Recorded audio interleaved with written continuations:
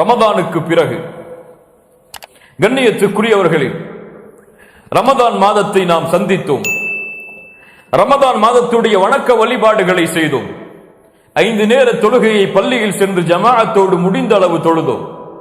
குர்ஆனை நேரம் கிடைக்கும் பொழுதெல்லாம் எம்முடைய நேரத்தை நாம் ஒதுக்கியாவது குர்ஆனை ஓதுவதற்கு தயாரானோம். இரவு வணக்க வழிபாடுகளில் பள்ளிகளில் சென்று ஆர்வத்தோடு கலந்து கொண்டோம். சுப்ஹானல்லாஹ், எவ்வளவு அல்லாஹ் விரும்பக்கூடிய நாட்கள் அது.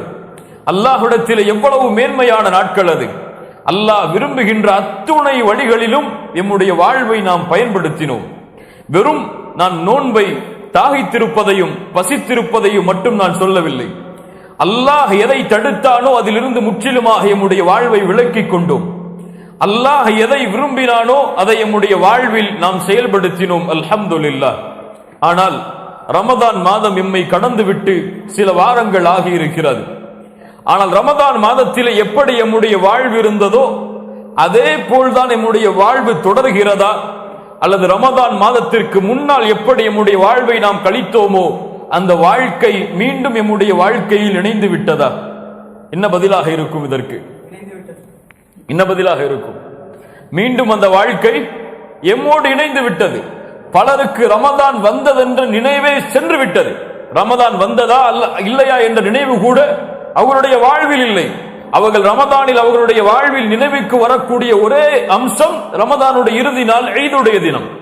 ரமதானுடைய முடிந்த அடுத்த நாள், அந்த ஈதுடைய தினத்தில் அவர்கள் அனுபவித்த அந்த காட்சிகளும் அந்த கொண்டாட்டங்களும் மட்டும்தான் இந்த ரமதானுடைய நினைவில் பலருடைய உள்ளத்தில் இருக்கிறதே தவிர ஒட்டுமொத்த ரமதானுடைய மாதமும் அதில் கழிக்கப்பட்ட நாட்களும் அவனுடைய வாழ்வும் அந்த ரமதானோடு அவனை விட்டு சென்று விட்டது பலருக்கு.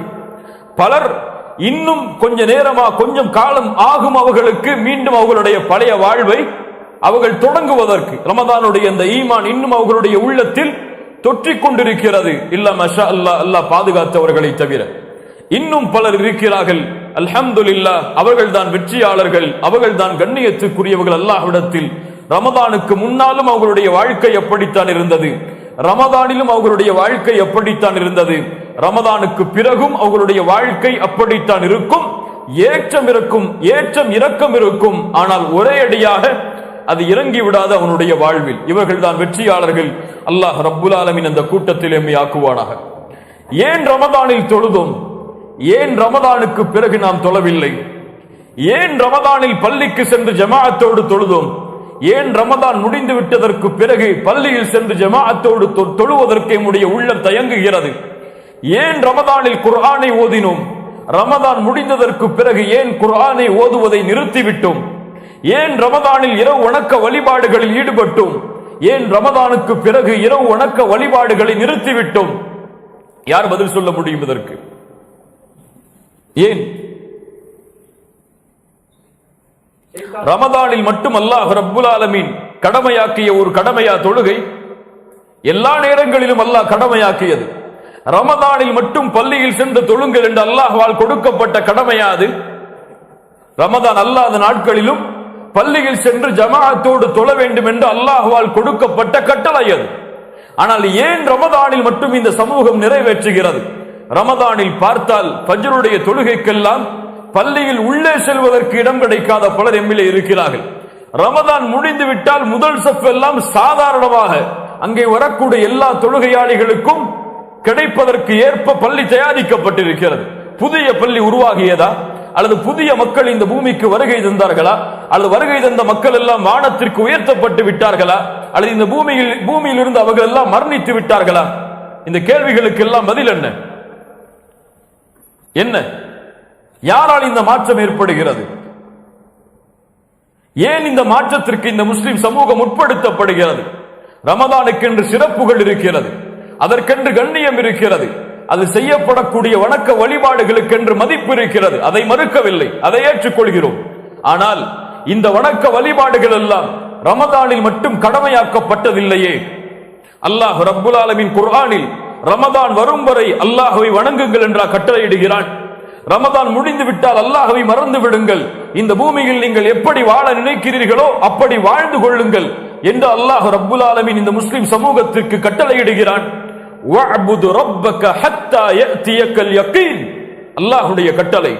நபிக்கு அல்லாஹ் சொல்கிறான், வஅ்புது ரப்பக், நபியே நீங்கள் அல்லாஹ்வை இபாதத் செய்யுங்கள், வணங்குங்கள். வணக்கம் என்பது தொழுகை மட்டுமல்ல, வணக்கம் என்பது நோன்பு மட்டுமல்ல, வணக்கம் என்பது ஹஜ் மட்டுமல்ல, வணக்கம் என்பது நீங்கள் நடந்து கொள்ளக்கூடிய குணம்.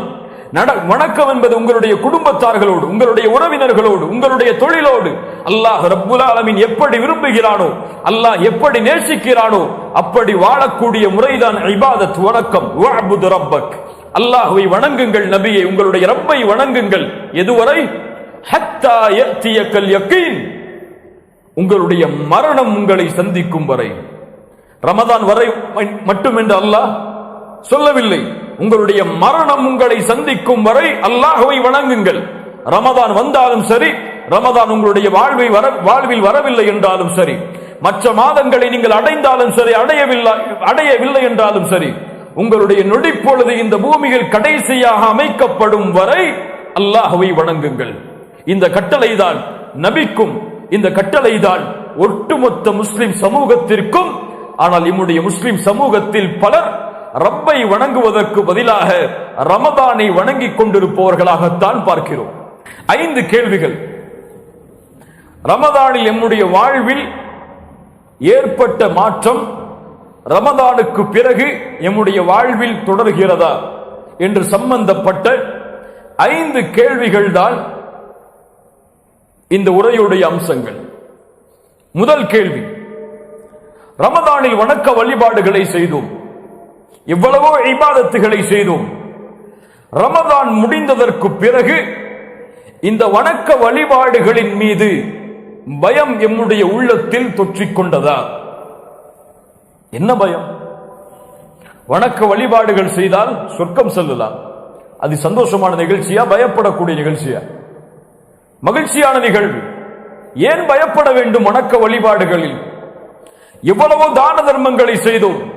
இந்த தான தர்மத்தை செய்து முடித்ததற்கு பிறகு எம்முடைய உள்ளத்தில் பயம் வந்ததா? ரமதான் முடிந்ததற்கு பிறகு எம்முடைய உள்ளத்தில் ஏற்பட்ட பயம் என்ன? முதல் கேள்வி. பதில், அல்லாஹ் ரப்புல் ஆலமீன் அவனுடைய புத்தகம் அல் குர்ஆனிலே கூறுகிறான்.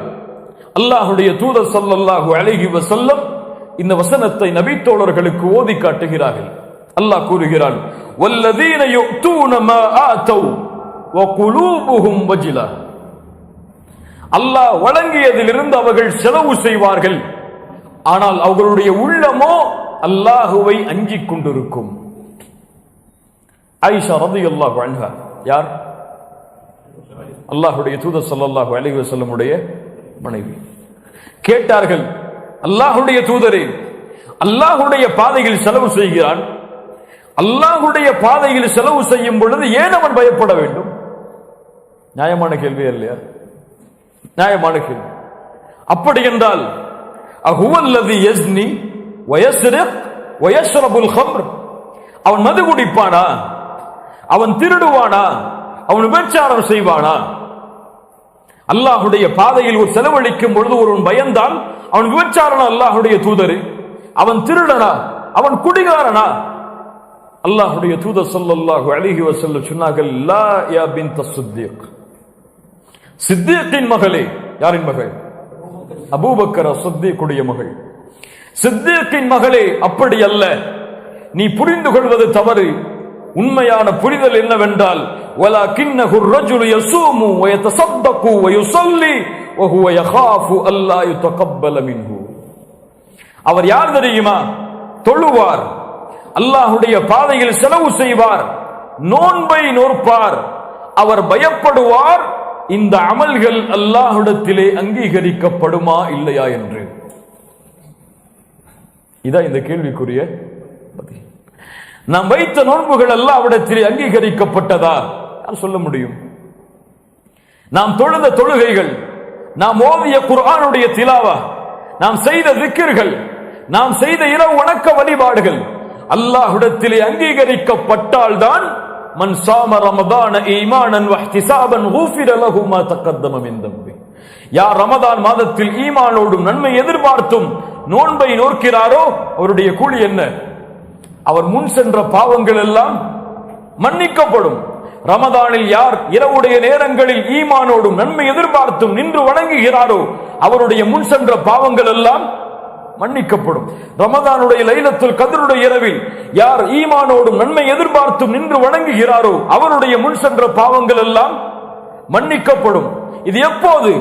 அல்லாஹ்விடத்திலே இந்த அமல்கள் அங்கீகரிக்கப்பட்டால். இந்த பயம் எந்த முஸ்லிமுடைய உள்ளத்தை தொற்றிக் கொண்டது? இந்த பயம் எந்த முஃமினுடைய உள்ளத்தை தொடர்ந்தது?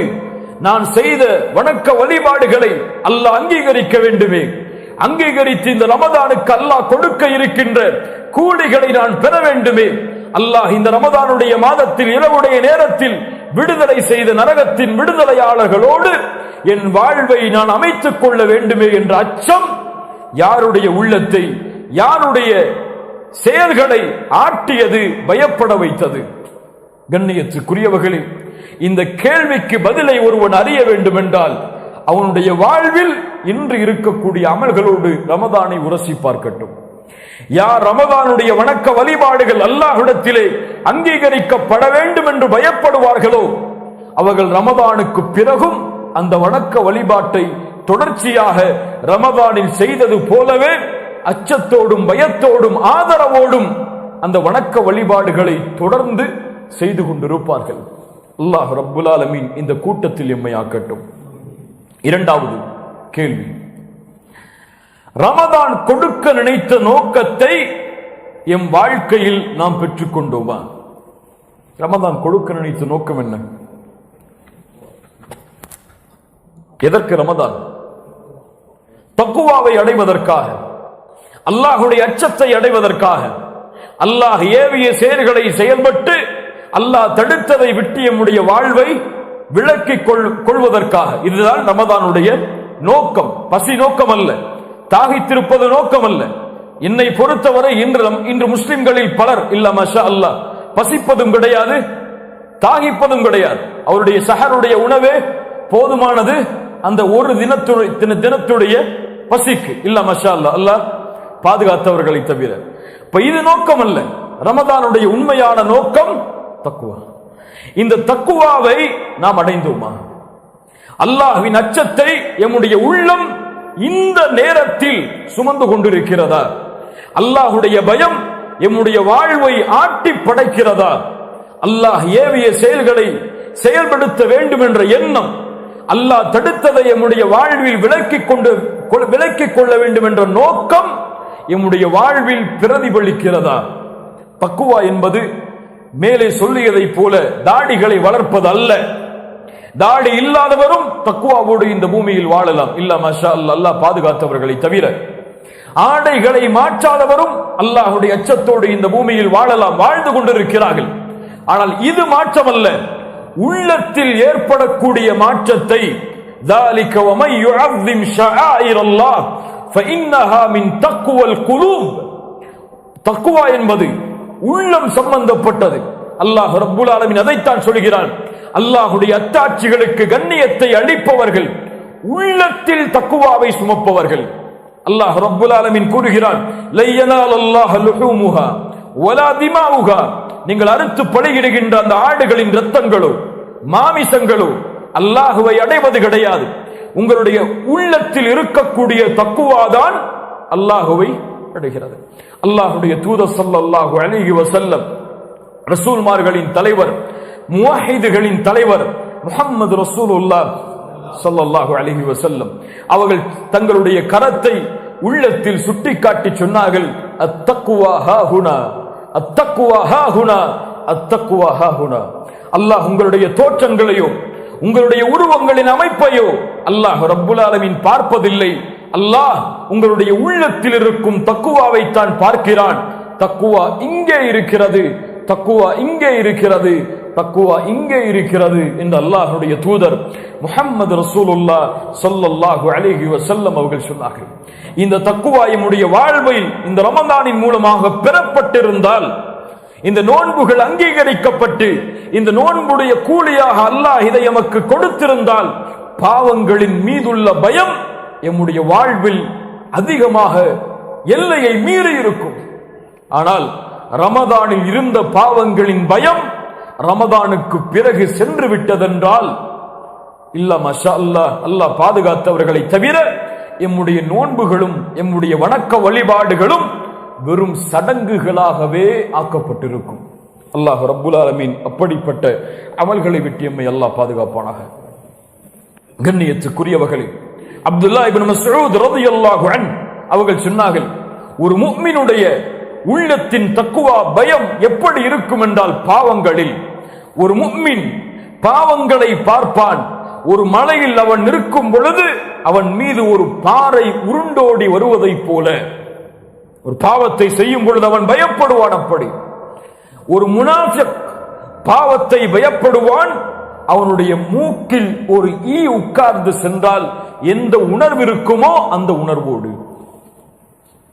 சுப்ஹானல்லாஹ், எப்படிப்பட்ட செய்தி பாருங்கள். என்ன சொல்கிறார்கள் அல்லாஹ்வுடைய தூதருடைய நபித்தோழர், ஒரு முஃமினுடைய பாவத்தின் பயம் அவன் உயிர் பிரிவதை போன்றிருக்கும். பாவத்தை செய்து முடித்ததற்கு பிறகு பதறுவான், அவன் பயப்படுவான். ஒரு தொழுகையை விட்டு அவன் எழுந்திருந்தால் அவனுடைய வாழ்க்கை முழுவதும் மரணத்தின் பயம் சூழ்ந்து கொள்ளும். ஃபஜ்ருடைய தொழுகையை தொழாமல் உறங்கி காலை சூரியன் உதயமானதற்கு பிறகு அவன் விழித்தெழுந்தால் அவன் தடுமாறுவான் தன்னுடைய வாழ்வில். அவனுடைய உள்ளம் அந்த பயத்தால் ஆட்டி படைக்கும். இந்த செயலுக்கு நாளை மறுமையில் அல்லாஹ் என்னை விசாரித்தால் என்ன பதிலை சொல்லுவேன் என்ற பயம் அவனுடைய உள்ளத்தை சூழ்ந்து கொள்ளும். ஆனால் முனாஃபிக் யார்? எழுவான், சரி சூரியன் உதயமான விட்டது, சரி இன்னும் குளித்து விட்டு நேரம் வந்ததற்கு பிறகு நம் ஆபீஸிற்கு செல்வதற்கு முன்னால் தொழுது விட்டு போவோம் என்று சர்வ சாதாரணமாக தன்னுடைய வாழ்வை அமைத்துக் கொள்வான். இது யாருக்கும் உள்ள வித்தியாசம். இது முஃமினுக்கும் முனாஃபிக்கிற்கும் உள்ள வித்தியாசம். நாம் இந்த நிலையில் இருக்கிறோம். எந்த நிலையில் நம்முடைய வாழ்வை நகர்த்தி கொண்டிருக்கிறோம்? எம்முடைய முஸ்லிம்கள் இன்று பாவங்களை செய்வதற்கு தங்களை ஆர்வப்படுத்திக் கொள்கிறார்கள். பாவங்களில் செய்வதை யாரும் தடுக்க கூடாது என்ற எண்ணம் அவர்களுடைய உள்ளத்தை சூழ்ந்து கொள்ளுகிறது. இல்ல மாஷா அல்லாஹ், உதாரணத்தை இந்த நேரத்திலே சொன்னால் உதாரணம் பொருத்தமாக இருக்கும். முஸ்லிம் சமூகத்திலே இன்று பல வாலிபர்கள், பல முஸ்லிமான ஆண்களும் பெண்களும், குறிப்பாக கல்லூரிகளிலே படிக்கக்கூடிய பெரும்பான்மையான வாலிபர்கள் இன்றைய தினம் எதற்கு முன்னால் இருக்கிறார்கள்? சர்வ சாதாரணம் அதுவெல்லாம். இதையெல்லாம் தடுத்தால் அவர் யார்? அவருக்கு ஒரு எதிரி போல, அவருக்கு அது விரும்பத்தகாதது போல. இந்த உலகத்தில் யாரும் செய்யாத குற்றத்தை நாங்கள் செய்துவிட்டோம் என்ற எண்ணம் அவர்களுடைய உள்ளத்தில் குடிகொள்கிறதே தவிர இதை அல்லாஹ் விரும்புவானா என்ற எண்ணம் அவர்களுடைய உள்ளத்திலிருந்து முற்றிலுமாக எடுக்கப்பட்டு விட்டது. இல்லையா? நான் செய்யக்கூடிய இந்த செயல் என் ரப்புக்கு பிடிக்குமா? என் ரப்பு இதை விரும்புவானா? நான் பார்த்து கொண்டிருக்கக்கூடிய காட்சிகளோடு என் ரப்பு என்னை பார்ப்பதை ஏற்றுக்கொள்வானா என்ற பயம் எம்முடைய முஸ்லிம் சமூகத்துடைய வாலிபர்களான ஆண்கள் பெண்கள் எல்லோருடைய உள்ளத்திலிருந்தும் எடுக்கப்பட்டு விட்டது. இல்ல மாஷா அல்லாஹ், அல்லாஹ் பாதுகாத்தவர்களை தவிர. நான் நரகத்தை காட்டியவர்களுக்கு எச்சரிக்கை செய்யவில்லை. நீங்கள் செய்தால் அழிந்து விடுவீர்கள், நரகம் செல்லுவீர்கள் என்றெல்லாம் நான் உங்களை கூறி பயமுறுத்தவில்லை. அவர்களை அப்படி சொல்லவும் நான் அவசியப்படவில்லை. அவர்களுக்கு அவர்களிடத்திலே கேட்கக்கூடிய ஒரே கேள்வி இதுதான்: நீங்கள் யாரை ரப்பாக எண்ணுகிறீர்களோ, யாரை முஹம்மது ரசூல் என்று சாட்சி சொல்லுகிறீர்களோ, அந்த ரப்பும் அந்த முஹம்மது ரசூலும் உங்களை இந்த நிலையில் பார்ப்பதை விரும்புவார்களா மாட்டார்களா? மட்டும் பதில் சொல்லு, வேற எதுவுமே வேணாம். அவனுக்கு தெரியும் இதை ரப்பு விரும்ப மாட்டாள் என்று, அவனுக்கு தெரியும் இதை தூதர் விரும்ப மாட்டார்கள் என்று. ஆனால் அவருடைய வாழ்வில் அந்த கேள்விகள் எல்லாம் எழுவதே கிடையாது. ரமதான் வந்தால் இந்த கேள்விகள் எல்லாம் அவர்களுடைய வாழ்வில் எழும். இந்த நேரத்தில் இதை செய்யலாமா, இந்த நேரத்தில் இப்படி வந்தால் பார்க்கலாமா என்ற ஒரு எண்ணம் குறைஞ்சபட்சம் அட்லீஸ்ட் அந்த ரமதானுடைய நோன்புடைய நேரத்திலாவது எண்ணும். நோன்பு முடிந்ததற்கு பிறகு அவருடைய வாழ்க்கை மாறிவிடுகிறது. இந்த நோன்புடைய நேரம் முடிந்ததற்கு பிறகு சிகரெட் எல்லாம் நோன்புடைய காலை பொழுதில் ஹராம். ரமதான் இஃப்தார் முடிந்து விட்டால் சிகரெட் ஹலால். இப்படி ஒரு எண்ணத்தோடு வாழக்கூடிய சமூகம் இல்ல மாஷா அல்லாஹ். இந்த ஒரு கேள்விதான். இந்த நிலையில் முஹம்மது ரசூலுல்லாஹ் ஸல்லல்லாஹு அலைஹி வஸல்லம் இந்த சமூகத்தை பார்த்தால் திருப்தி அடைவார்களா? இந்த வாலிபர்கள் எடுக்கக்கூடிய முயற்சி, ஃபஜ்ருடைய தொழுகைக்கு கூட அவனுடைய வாழ்வில் அவன் எழுவதற்கு ஆர்வம் கொண்டிருக்க மாட்டான். இதற்காக காலையில் அலாரம் வைத்து எல்லோரையும் அழைத்து ஒரு முயற்சியை எடுத்து வரிசையில் நின்று கேவலப்பட்டு அவன் செல்லக்கூடிய இது போன்ற செயல்களுக்கு அவன் கொடுக்கக்கூடிய ஆர்வத்தை முஹம்மது ரசூலுல்லாஹ் ஸல்லல்லாஹு அலைஹி வஸல்லம் பார்த்தால், அவனுடைய தோற்றத்தை பார்த்தால், அல்லாஹ்வுடைய தூதர் ஸல்லல்லாஹு அலைஹி வஸல்லம் ஒரு செயலை ஹராமாக்கினார்கள். இந்த நிலையில் சுட்டிக்காட்டினால் பொருத்தமாக இருக்கும். அல்லாஹ்வுடைய தூதர் ஸல்லல்லாஹு அலைஹி வஸல்லம் கஸா என சொல்லப்படும் முடிவெட்டுதலை தடை செய்தார்கள். அந்த முடிவெட்டுதல் என்ன? ஒரே பகுதியை மட்டும் முடியை வலித்துவிட்டு ஒரு பகுதியில் மட்டும் முடியை வைத்திருத்தல். அல்லாஹ்வுடைய தூதர் ஸல்லல்லாஹு அலைஹி வஸல்லம் ஒரு நபித்தோழர் இது போன்ற முடியை வைத்திருப்பதை பார்த்தவுடன் சொன்னார்கள், இதை தடை செய்கிறேன், முற்றிலுமாக இந்த முடியை நீ மழித்து விடுகின்ற, இது எம்முடைய கலாச்சாரம் அல்ல என்று அல்லாஹ்வுடைய தூதர் ஸல்லல்லாஹு அலைஹி வஸல்லம் சொன்னார்கள். இதே நிலையில் ஒருவன் மரணமாகிறான். இது போன்ற முடிகளை வெட்டி ஒருவன் மரணமாகிறான். அல்லாஹ்வுடைய தூதர் சொன்னார்கள், ஒருவன் எப்படி மரணிக்கிறானோ அப்படியே மறுமையில் எழுப்பப்படுவான். ஹவுதுல் கௌசரில் அல்லாஹ்வுடைய தூதர் ஸல்லல்லாஹு அலைஹி வஸல்லம் முஸ்லிம்களுக்கு முஃமின்களுக்கு தண்ணீர் கொடுப்பதற்காக காத்துக் கொண்டிருப்பார்கள். அப்ப முஸ்லிம் சமூகம் அல்லாஹ்வுடைய தூதரை நோக்கி செல்லும். அல்லாஹ்வுடைய தூதர் ஸல்லல்லாஹு அலைஹி வஸல்லம் அவர்களை நோக்கி செல்லக்கூடிய ஒரு வாலிபன் இது போன்ற தலைமுடியோடு அல்லாஹ்வுடைய தூதரை சந்தித்தால், அல்லாஹ்வுடைய தூதர் ஸல்லல்லாஹு அலைஹி வஸல்லம் இந்த வாலிபரை என் சமூகம் என்று சொல்லுவார்களா அல்லது விரண்டு விடு என்று சொல்லுவார்களா? சுப்ஹானல்லாஹ். இது ஒரு உதாரணம். இன்னும் கோடான கோடி உதாரணங்களை அல்லாஹ்வுடைய தூதருடைய வழிமுறைக்கு மாற்றத்திற்கு கூறிக்கொண்டே இருக்கலாம். மூன்றாவது, ரமதானில் செய்த வணக்க வழிபாடுகள் எங்கே சென்றது? ரமதான் மாதத்தில் செய்த வணக்க வழிபாடுகள் எம்மை விட்டு எங்கே சென்றது? ரமதானில் செய்த மிகப்பெரிய வணக்க வழிபாடு, மிக கண்ணியமான வணக்க வழிபாடு எதுங்க சொல்லுங்க பார்ப்போம். தொழுகை. ரமதானுக்கு முன்னாலும் அதுதான் சிறந்த வணக்க வழிபாடு, ரமதானிலும் அதுதான் சிறந்த வணக்க வழிபாடு, ரமதானுக்கு பிறகும் அதுதான் சிறந்த வணக்க வழிபாடு. அல்லாஹ்வுடைய தூதரிடத்திலே கேட்கப்பட்டது, ஐயுல் அமாலி அஃதல், அமல்களில் சிறந்தது எது? அல்லாஹ்வுடைய தூதர் சொன்னார்கள், ஸலாத்து லி வக்திஹா, தொழுகை அதனுடைய நேரத்தில் தொழுதல். சுப்ஹானல்லாஹ். தொழுகையை லி வக்திஹா, அதனுடைய நேரத்தில் தொழுதல். வ பிர்ருல் வாலிதைன், அப்படின்னா தாய் தந்தையர்களுக்கு பணிவிடை செய்தல்.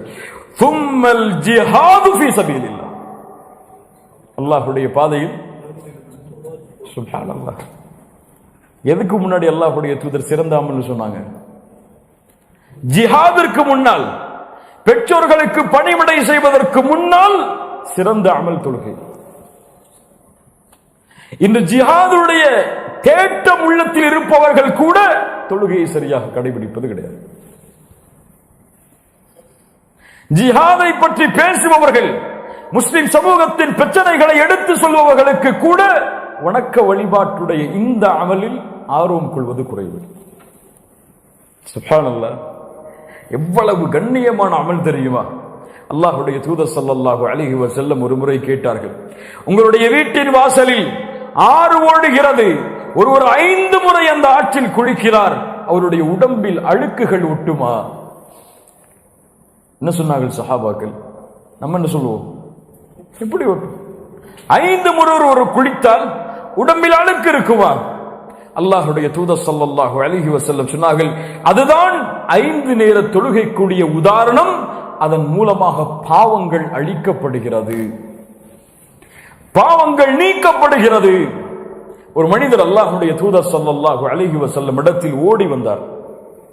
அல்லாஹ்வுடைய தூதரே, பாவம் செய்து விட்டேன், தண்டனையை நிறைவேற்றுங்கள் என்று சொன்னார். சுப்ஹானல்லாஹ்.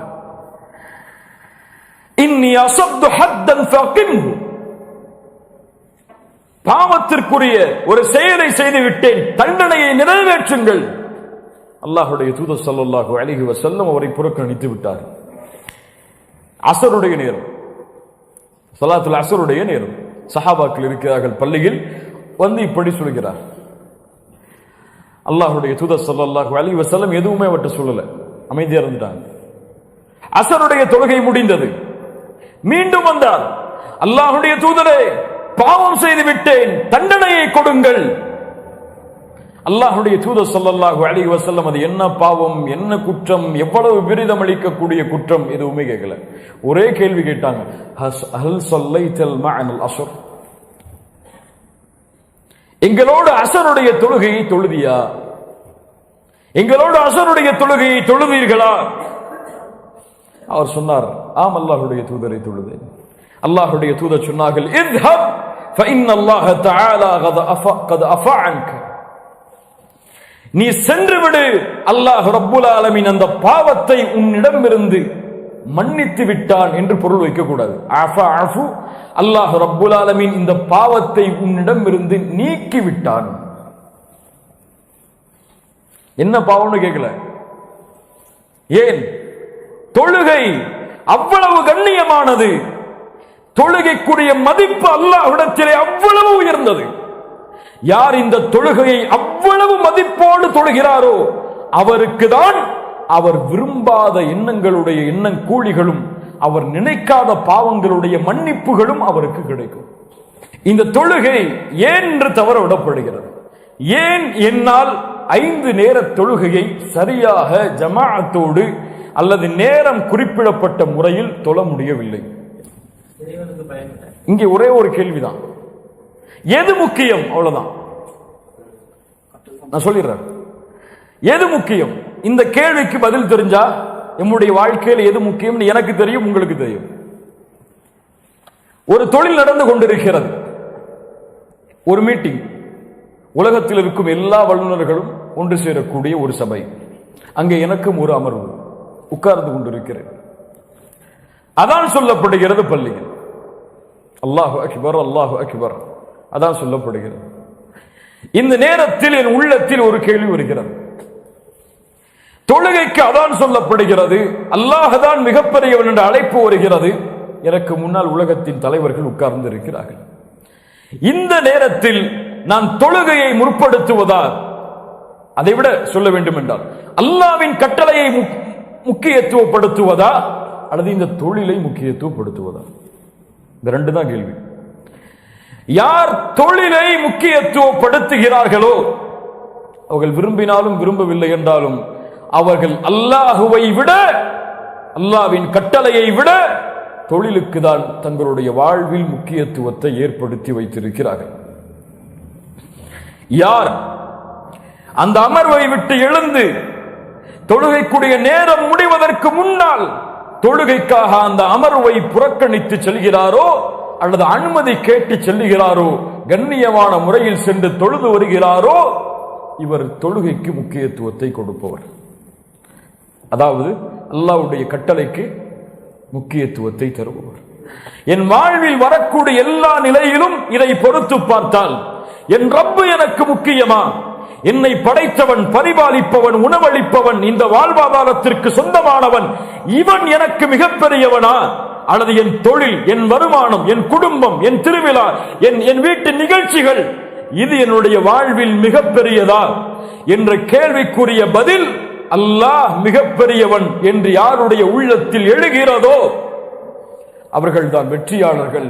யாருடைய உள்ளத்தில் எழவில்லையோ அவர்கள்தான் நஷ்டவாளிகள், தோற்றவர்கள், வாழ்வின் யதார்த்தத்தை, உண்மையை அறியாதவர்கள், ஷைத்தானுக்கு தன்னை அடிபணிய வைத்த முற்றிலுமான அடிமைகள். அல்லாஹ் ரப்புல் ஆலமீன் அந்த கூட்டத்தில் இருந்து நம்மை பாதுகாப்பானாக. வாழ்வில் ஒரு 10 நிமிஷத்தை கூட ரப்புக்காக ஒதுக்க முடியாத நஷ்டவாளிகளை விட வேறு யார் நஷ்டவாளிகள்? ஒரு 5000 திர்ஹம் அல்லது 10,000 திர்ஹம் சம்பளத்தை கொடுக்கிற ஒரு முதலாளிக்காக ஒரு நாளில் எத்துணை நேரத்தை அவர் ஒதுக்க சொன்னாலும் ஒதுக்க தயார். இன்று நோயை என் ரப்பு கொடுத்தால் அவனை தவிர யார் நீக்க முடியும்? எவ்வளவு கோடிகளை செலவழித்தாலும் அந்த நோயை என் ரப்பை தவிர யாரும் நீக்க முடியாது என்று நம்பிக்கை கொண்டிருக்கக்கூடிய முஸ்லிம் ஏன் ரப்புக்காக அந்த நேரத்தை அவன் இழப்பதற்கு தயாராகவில்லை? இந்த கேள்விகளுக்கெல்லாம் பதில் இல்லை. எவ்வளவு முறை கேட்கப்பட்டாலும், இன்று கேட்கப்பட்டால் நாளை துஹருடைய தொழுகைக்கு இந்த கேள்வி நம்முடைய உள்ளத்திலே வராது. நப்சுல் அம்மாரா, நித்திக்கக்கூடிய உள்ளம் நம்முடைய உள்ளத்தில் இல்லை. ஏன் செய்கிறாய், எதற்கு செய்கிறாய், அல்லாஹ் பார்க்கிறானே, செய்யலாமா செய்யக்கூடாதா என்ற ஒரு எண்ணமே நம்முடைய உள்ளத்தில் ஏற்படுவது கிடையாது. சகோதரர் கூறியது போல, கல்லா பல் துஹிப்பூனல் ஆஜிலத வ ததரூனல் ஆகிரா, நீங்கள் உலகத்தை தான் விரும்புகிறீர்கள். பல் துஸிரூனல் ஹயாத்தத் துன்யா வல் ஆகிரத்து கைரு வ அபகா, பல் இன்ன ஹாஉலாஇ யுஹிப்பூனல் ஆஜிலா வ யதரூன வராஅஹும் யௌமன் ஸகீலா. குர்ஆனுடைய பல வசனங்கள் சொல்கிறது, அவர்கள் உலகத்தை தான் விரும்புகிறார்கள். என்னதான் பேர் வச்சுக்கட்டும், என்னதான் முகத்தை மாத்திக்கட்டும், என்னதான் ஆடைய மாத்திக்கட்டும், அவங்க தேடுதல் ஃபுல்லா துன்யா, அவ்வளவுதான். அவங்களுக்கு மறுமை எல்லாம் பொருட்டே கிடையாது. வட்டி ஹராம் தெரியும், ஆனால் சம்பாத்தியம் வரும் என்பதற்காக அதில் இருப்பான். அவனுக்கு ஆகிரத்தை பத்தி எல்லாம் கவலை கிடையாது. எவ்வளவுதான் வட்டியை பத்தி சொன்னாலும் அவன் கவலையே பட மாட்டான். இன்னைக்கு வட்டியை பத்தி சொன்னா அடுத்த நிமிஷம் கிரெடிட் கார்டை போய் கிழிச்சிட்டு இருப்பான். அவன் வாழ்க்கை அப்படித்தான். அவன் மாற வேண்டும் என்ற எண்ணமே அவனுக்கு ஏற்படுவது கிடையாது. எப்படி மாற்றுவான் தன்னை? சுப்ஹானல்லாஹ். அல்லாஹ் ரப்புல் ஆலமீன் நம்மை பாதுகாப்பானாக. நம்முடைய சமூகத்தின் நிலைமை எப்படி மாறிவிட்டது. அல்லாஹ்வுடைய தூதர் இந்த ஒரு குழப்பம் வரும் என்று சொன்னார்கள். உள்ளம் பாவம் செய்யும் பொழுது கருப்பு புள்ளியிடப்படுகிறது. அது பாவம் நிரம்பும் பொழுது அந்த உள்ளம் கருப்பாகவே மாறிவிடுகிறது.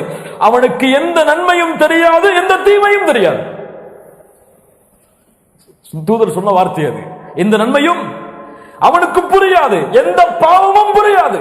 அவன் வாழ்க்கை துன்யா துன்யா துன்யா ஓடுவான். ரமதான் வந்தால் வாழ்வை கொஞ்சம் மாற்றுவான். ரமதான் முடிந்து விட்டால் மீண்டும் அதை தொடர்வான். அல்லாஹ் ரப்புல் ஆலமீன் நம்மை பாதுகாப்பானாக.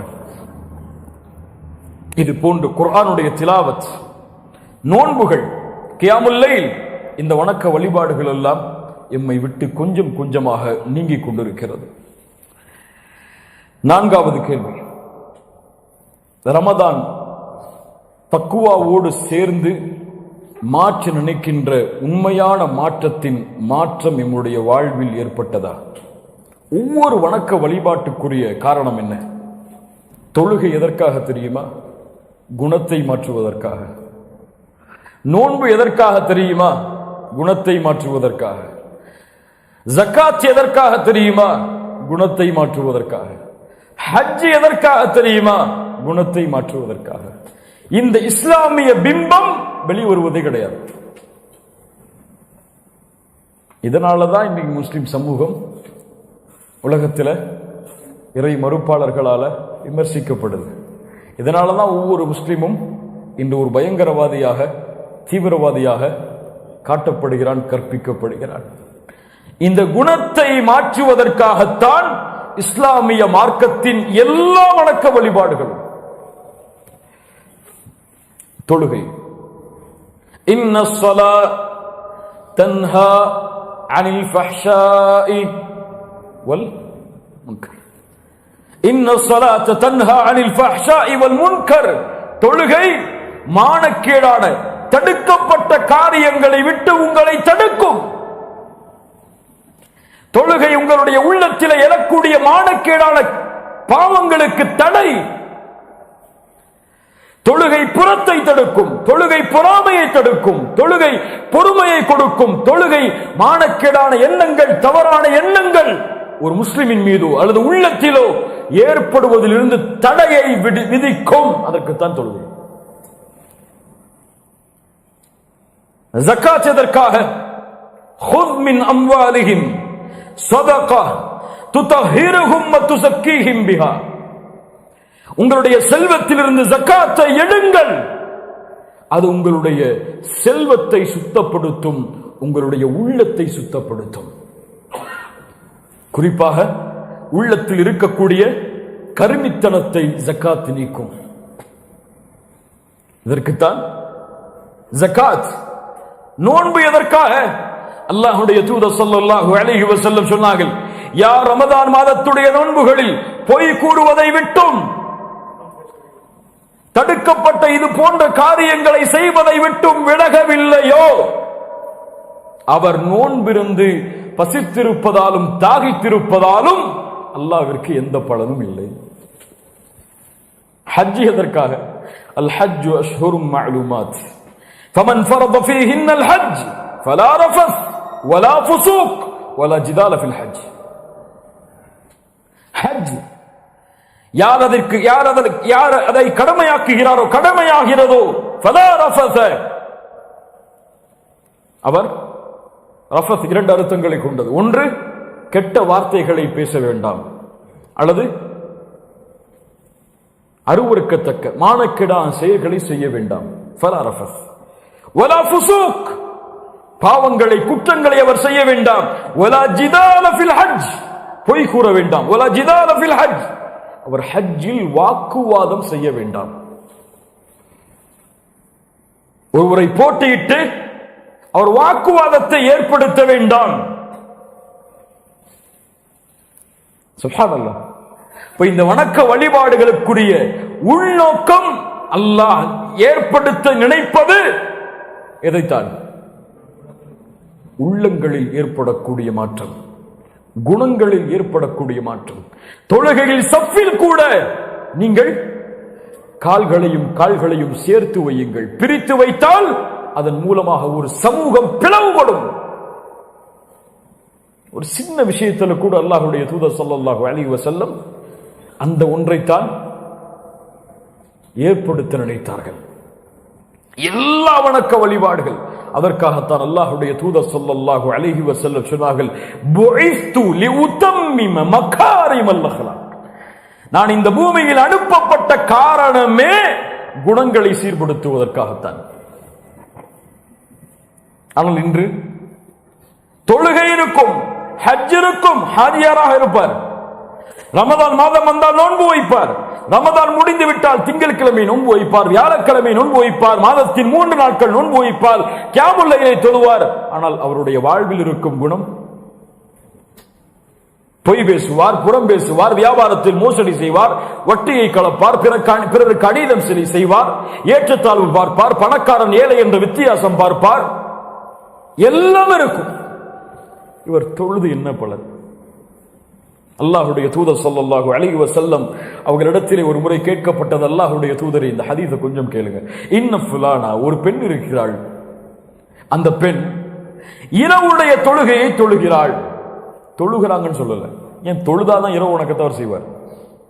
இரவு வணக்கத்தை தொழுகிறாள், நோன்பு வைக்கிறாள், ஆனால் அண்டை வீட்டாருக்கு நோவினை செய்கிறாள். நமக்கு பெரிய குற்றமா இது? நம்மளை பொறுத்த வரைக்கும் பெரிய குற்றமா? தொழுகிறாள், இரவு வணக்கம், நோன்பு வைக்கிறாள், எவ்வளவு பெரிய வணக்க வழிபாடுகள். ஆனால் அண்டை வீட்டாருக்கு நோவினை செய்கிறாள். முஸ்லிம் சமூகம் படித்துக் கொள்ளட்டும் இந்த ஹதீஸில் இருந்து எதை அவர்களுடைய வாழ்வில் அவர்கள் மாற்ற வேண்டும் என்பதை. நான் இந்த ஒட்டுமொத்த உரையிலையும் ஒரே ஒரு சுருக்கத்தை மறுபடியும் விதைச்சிட்டே இருக்கேன். அது பலருக்கு புரியும், பலருக்கு புரியாது. இறுதியாக வரும்பொழுது மொத்தமா விளக்குறேன். ஆனால் அவள் அண்டை வீட்டாருக்கு நோவினை செய்கிறாள். அல்லாஹ்வுடைய தூதர் ஸல்லல்லாஹு அலைஹி வஸல்லம் சொன்னார்கள், லா கைர ஃபீஹா ஹிய மின் அஹ்லின் நார். அவளிடத்திலே எந்த நன்மையும் இல்லை, அவள் நரகத்தை சார்ந்தவள்.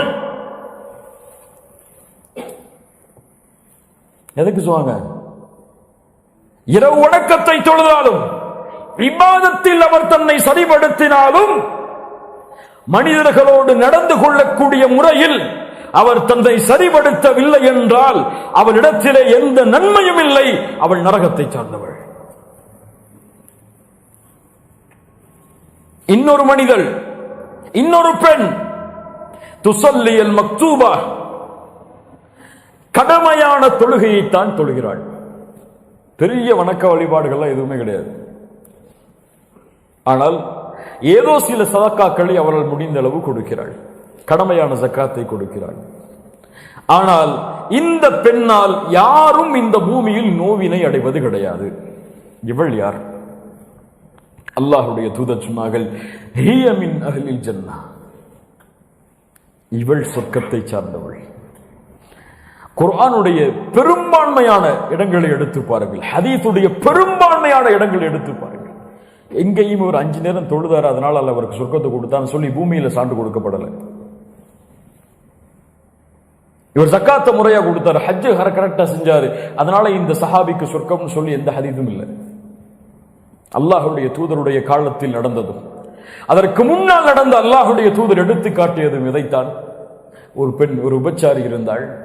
அவள் கிணற்றிற்கு தண்ணீர் கொடுப்பதற்காக வந்தாள். அங்கே ஒரு நாய் தாகத்தோடு இருந்தது. அந்த நாய்க்கு அந்த பெண் தன்னுடைய ஆடையை கீழே தண்ணீரில் முக்கி அதை பிழிந்து அந்த நாய்க்கு தண்ணீர் புகட்டினாள். அல்லாஹ் அதற்கு காரணமாக அந்த பெண்ணை மன்னித்தான். ஒரு மனிதர் இருந்தார், பூனையை கட்டி போட்டு கொடுமை நடத்தினார்.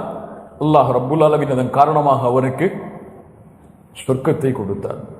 அதன் காரணமாக அல்லாஹ் ரப்புல் ஆலமீன் அவருக்கு நரகத்தை கொடுத்தான். மஆதல்லாஹ். யோசித்து பாருங்க. ஒரு நபித்தோழர் தாடி அப்படியே தண்ணீர் உது செய்து விட்டு ஓடி வருகிறார். தண்ணீர் சொட்டுகிறது சொட்டுகிறது. இதோ வருகிறார் சொர்க்கத்தை சார்ந்தவர், இதோ வருகிறார் சொர்க்கத்தை சார்ந்தவர், இதோ வருகிறார் சொர்க்கத்தை சார்ந்தவர். ஒவ்வொரு முறையும் அல்லாஹ்வுடைய தூதர் சொன்னார்கள். சஹாபாக்களுக்கு ஆச்சரியம், இந்த நபித்தோழர் சொர்க்கவாதி என்று சொல்வதற்குரிய காரணம் என்ன? தேடி போனாங்க. ஒரு நபித்தோழர் அவரோட இருந்தாங்க. இரவு பார்த்தாங்க, பெரும்பான்மையான வணக்க வழிபாடுகள் எதுவுமே இல்லை. எல்லா சஹாபாக்களும் செய்யக்கூடிய வழக்கமான வணக்க வழிபாடுகள். 3 நாள் முடிந்தது. கேட்டார்கள், தோழரே, அல்லாஹ்வுடைய தூதர் உன்னை சொர்க்கவாதி என்று சொன்னதற்குரிய காரணம் என்ன? அவர் சொன்னார், இந்த பூமியில் யாரை பற்றிய வெறுப்போடும் என்னுடைய பகல் பொழுதும் கழியாது, இரவு பொழுதும் கழியாது. யாரை பற்றிய வஞ்சகத்தன்மையும், யாரை பற்றிய தவறான எண்ணங்களும், யாரை பற்றிய அருவருக்கத்தக்க காரியங்களுக்குரிய எண்ணங்களும் என் உள்ளத்தில் கிடையாது. என் உள்ளம் சுத்தமாக இருக்கிறது. ஆனா இன்னைக்கு எம்ம உள்ளம் சுத்தமா இருக்குன்னு நம்மளே நினைச்சுக்கிறோம். நான் பியூரா இருக்கேன், ஏன்னா தாடி வச்சிருக்கேன், நல்லா ஆடை போட்டிருக்கேன். தாடி வைக்கட்டா என் உள்ளத்தை சுத்தம் சொல்லி யாரும் ஏத்துக்க மாட்டாங்க. தாடி வச்சிருக்கேன், ஆடை நல்லா போட்டிருக்கேன், பயான் பண்றேன், அல்லது தாவா பண்றேன், அல்லது தாவாவுடைய களங்கள்ல கலந்து கொள்றேன், அல்லது தாவா நிகழ்ச்சிகளை ஏற்பாடு செய்யறேன். என் உள்ள ரொம்ப பியூர். ஆனால் அவர் அடுத்த தாவா சென்டர் பார்த்து இவன் என்னடா இவன் பண்றதுன்னு நினைச்சிட்டு இருப்பாரு. இல்ல மஷா அல்லாஹ் பாதுகாத்தவர்களை தவிர அவர் பிற தாயை ஏளனமாக பார்ப்பார். இவர் என்னை விட உயர்ந்தவரா? இவர் என்னை விட கல்வியில் தேர்ச்சவரா? என்னை விட ஒரு பேச்சாற்றலில் திறந்தவரா?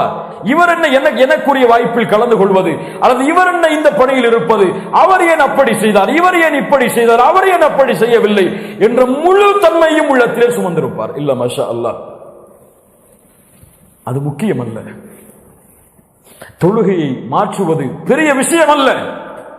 நினைத்தால் மாற்றி விடலாம். இல்ல மஷா அல்லாஹ், அல்லாஹ் பாதுகாத்தவர்களை தவிர அல்ல நாடினால் தொழுக வேண்டும் என்று நினைத்தால் மாற்றலாம். தொழுகையை மாற்ற வேண்டும் என்று எண்ணுகிறோம், அங்கதான் கவனிக்கணும். ஜக்காத்தை மாற்ற வேண்டும் என்று எண்ணுகிறோம், ஹஜ்ஜை கடமையானதற்கு பிறகு செய்ய வேண்டும் என்று எண்ணுகிறோம். ஆனால் உள்ளத்தில் வரக்கூடிய இது போன்ற எண்ணங்களை மாற்ற வேண்டும் என்று நாம் எண்ணுவது கிடையாது. இதான் பிரச்சனைங்க. ஒருவரை பற்றி புறம் சொல்றத, கோல் சொல்றத, அல்லது பொறாமை கொள்றத நான் மாற்ற வேண்டும் என்று இன்னும் நான் எண்ணவில்லை. அதான் பிரச்சனைங்க. அவனை பத்தி தப்பா நினைக்க கூடாது. அல்லாஹ் ரப்புல் ஆலமீன் மூமின்கள் எல்லாரையும் நல்ல எண்ணங்களோட தான் பார்க்க சொல்லியிருக்காரு. இன்னும் நான் நினைக்க எண்ணல. அவரை பற்றி நான் புறம் பேசக்கூடாது. அல்லாஹ் ரப்புல் ஆலமீன் அதை தடை செஞ்சிருக்கா. தன்னுடைய சகோதரனுடைய மாமிசத்தை சாப்பிடுவது போல என்று அல்லாஹ் சொல்றான். இது போன்ற குற்றத்தை நான் செய்யக்கூடாது. அவன் இல்லாத நேரத்தில் அவனை பற்றி நான் பேசக்கூடாது, அவனை பற்றி நான் கோல் சொல்லக்கூடாது, அது அவனுடைய உள்ளம் காயம்படும்படி நடந்து கொள்ளக்கூடாது, அவனை நான் வெறுக்க கூடாது, அவனை பற்றிய வெறுப்பை என்னுடைய உள்ளத்தில் நான் சுமக்க கூடாது என்ற எண்ணம் நம்முடைய உள்ளத்தில் இன்னும் வரல.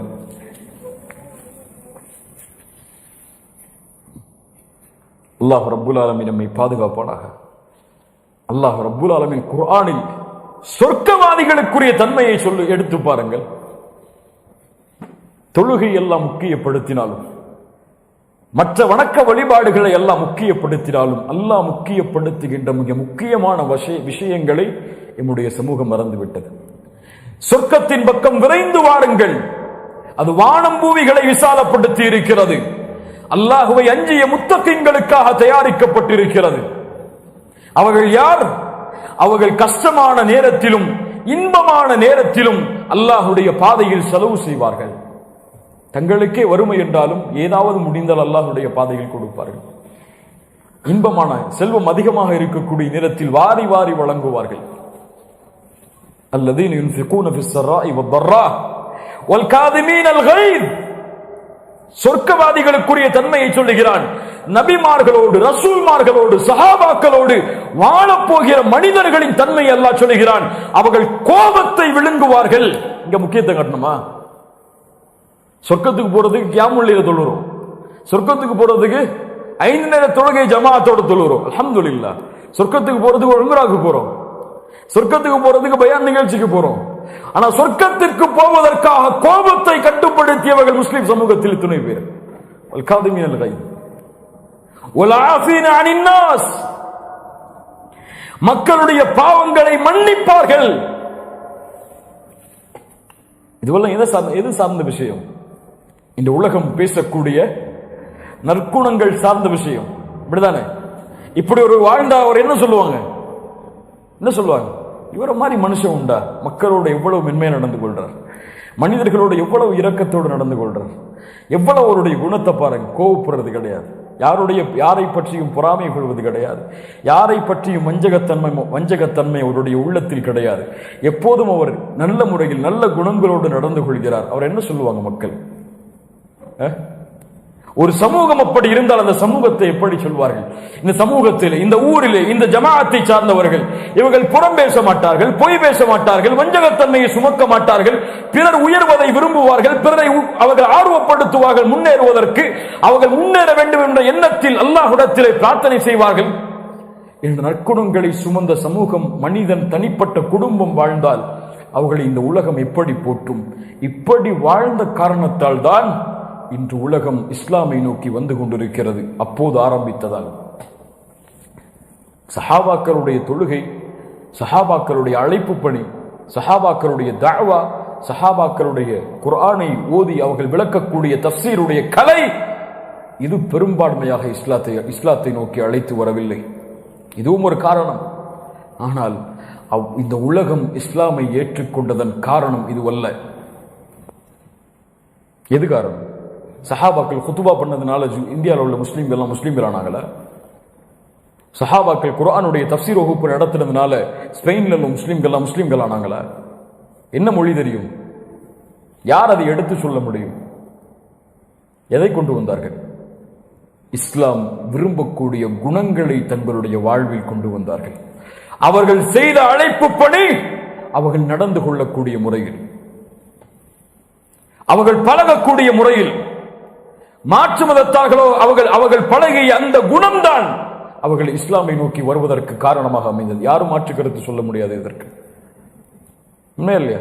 அவர்களுடைய தொழிலில் இருந்த நேர்மை, அவர்கள் வாயில் இருந்த உண்மை, அவர்கள் முஸ்லிம்களோடு, மற்ற மதத்தார்களோடு, மற்ற இனத்தார்களோடு நடந்து கொள்ளக்கூடிய முறை, பாவம் செய்தவனை பார்த்த பார்வை, ஒரு முன்னேற்றத்திற்கு விரும்பிய முறை, அது அவர்களை இஸ்லாமை நோக்கி வருவதற்கு காரணமாக அமைந்தது. இன்று முஸ்லிம்களிடத்தில் இருக்கும் இந்த குணங்களின் மாற்றம் தான் பிறர் இஸ்லாமை ஏற்பதற்கு தடையாக இருக்கிறது. முஸ்லிமா அவர் ஏமாற்றுவார் வியாபாரத்தில்.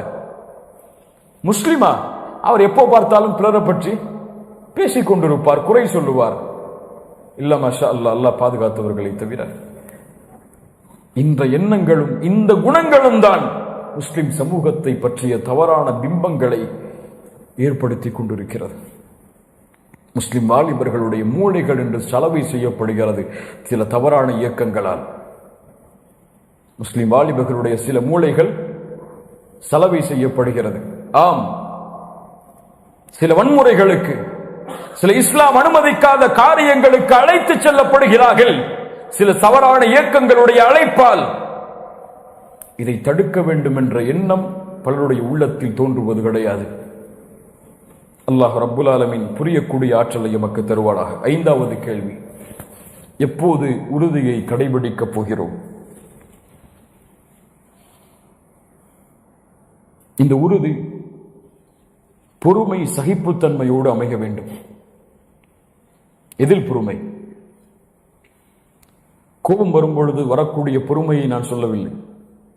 நான் சொல்லக்கூடிய பொறுமை எம் வாழ்வில் வரக்கூடிய சோதனைகளில் பொறுமையாக இருந்து வணக்க வழிபாடுகளில் உறுதியை நாம் பெற வேண்டும். நபித்தோழர்களுடைய வாழ்க்கை எந்த நேரத்திலும் தூதருடைய கட்டளை வந்துவிட்டால், அந்த தூதருடைய கட்டளையை நிறைவேற்றினால் பெரும் சோதனைகள் வரும் என்றாலும் அந்த சோதனைகளில் பொறுமையை கடைபிடிப்பார்கள். நபித்தோழர்களுடைய குணத்தின் ஒரு வரி இது.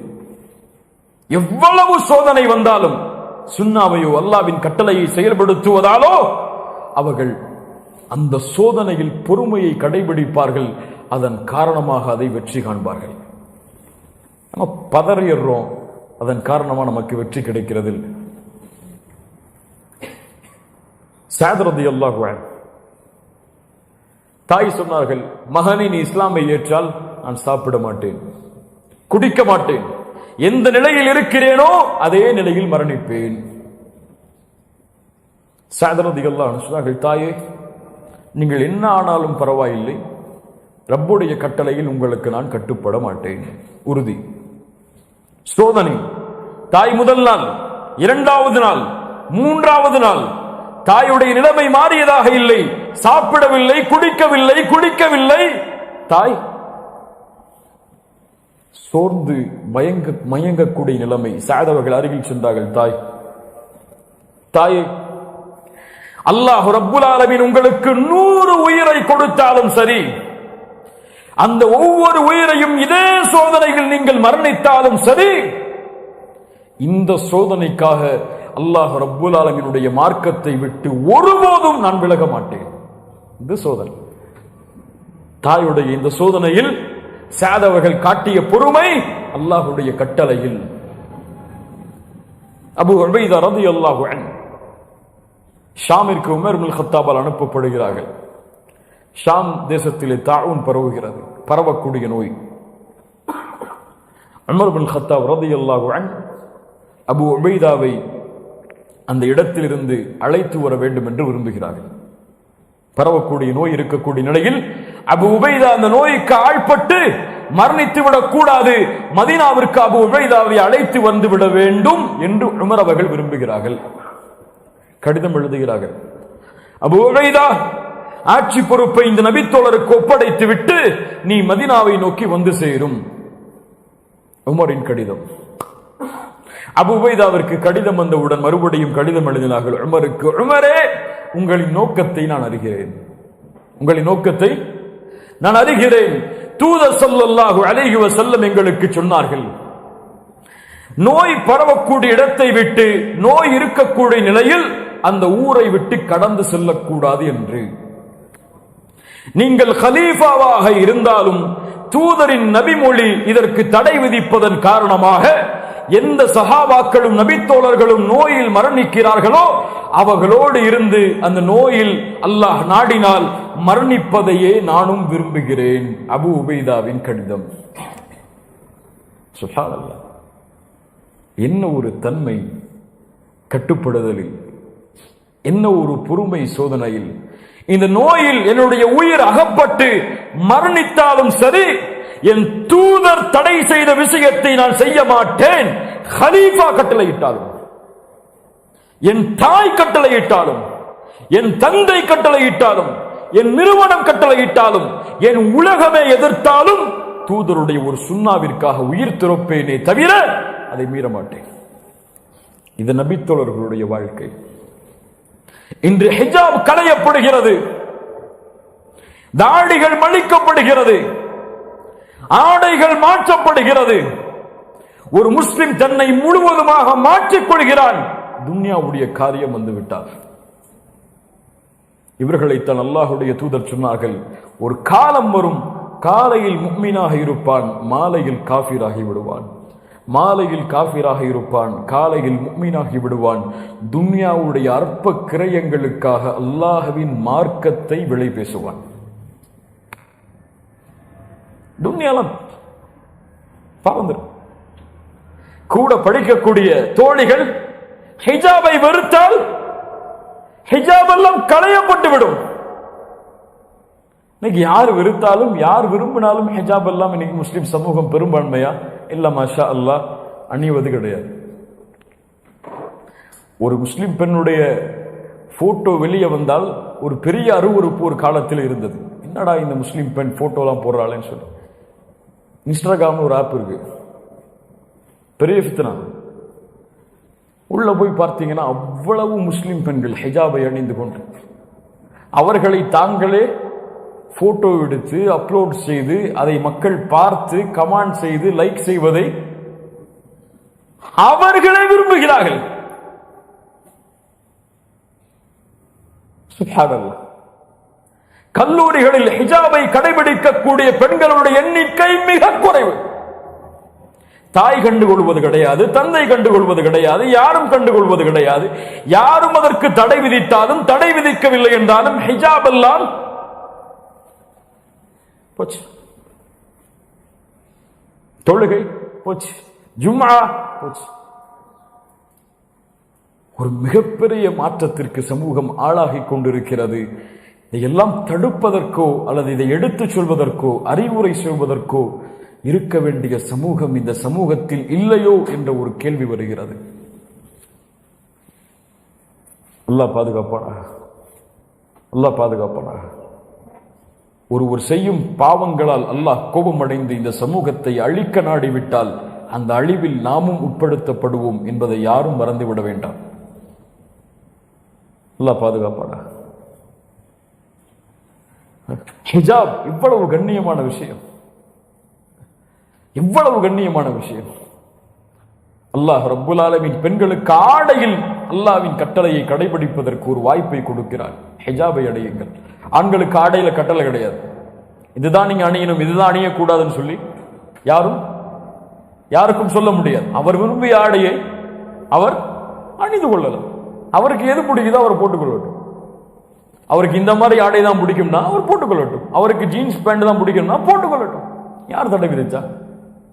அவருக்கு விருப்பமான ஆடை அவர் அணிந்து கொள்ளட்டும். ஆனால் பெண்களுக்கு அல்லாஹ் ஆடையில் என் கட்டளையை கடைபிடியுங்கள் என்று சொல்லக்கூடிய ஹிஜாப் இன்னைக்கு பாருங்க சாதாரணமாயிடுச்சு. ஹிஜாபை களைஞ்சு தூக்கி போறதெல்லாம் கல்யாண நிகழ்ச்சியில் வந்தா ஹிஜாப்லாம் கிடையாது. கல்யாண நிகழ்ச்சியில ஹிஜாப் கிடையாது. முஸ்லிம் பெண்கள்கிட்ட ஒன்று கூடல் நிகழ்ச்சியில ஹிஜாப் கிடையாது. நாலு ஆண்கள் ஒன்று சேர்ந்துட்டாங்க குடும்பத்தில் சொன்னா மஹரம் எல்லாம் அங்க கடைபிடிக்கப்படுவது கிடையாது.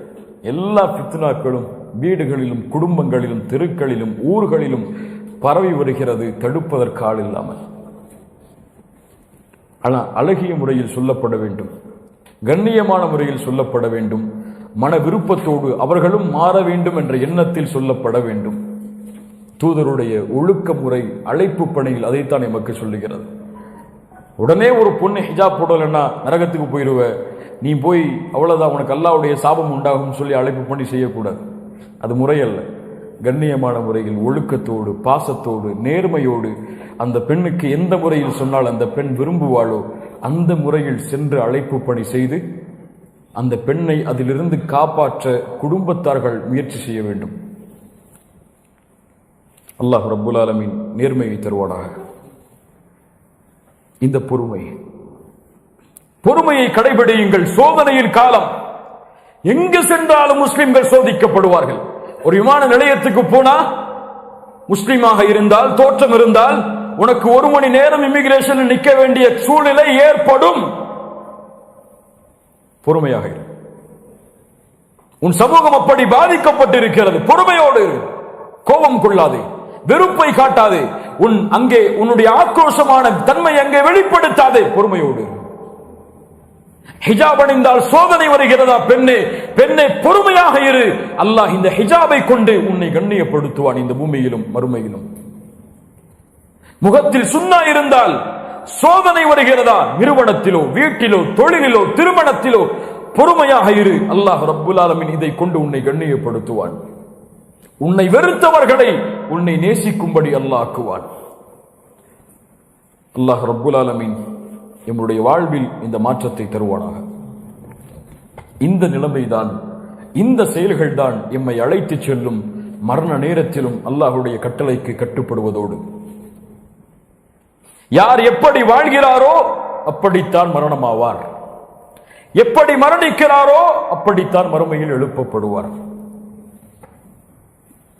அல்லாஹ்வுடைய தூதர் ஸல்லல்லாஹு அலைஹி வஸல்லம் உடைய ஹதீஸ், இன்னல்லதீன காலு ரப்புனா அல்லாஹு ثم استقاموا تتنزل عليهم الملائكة. யார் ஈமான் கொண்டு உறுதியை அதில் கடைபிடிக்கிறார்களோ மரண நேரத்தில் மலக்குகள் இறங்கி வருவார்கள். அல்லா தகாஃபு பயம் கொள்ளாதே, வலா தஹ்ஸனு கவலை கொள்ளாதே, வஅப்ஷிரு பில் ஜன்னத்தி அல்லதி குன்தும் துஅதுன். உனக்கு வாக்களிக்கப்பட்ட நிரந்தரமாக தங்கப் போகிற சொர்க்கத்தை குறித்த நற்செய்தியை பெற்றுக்கொள் என்று அவனிடத்திலே கூறுவார்கள். யுஸப்பித்துல்லாஹு அல்லதீன ஆமனு பில் கௌலி ஸாபிதி ஃபில் ஹயாத்தித் துன்யா வ ஃபில் ஆখিরা.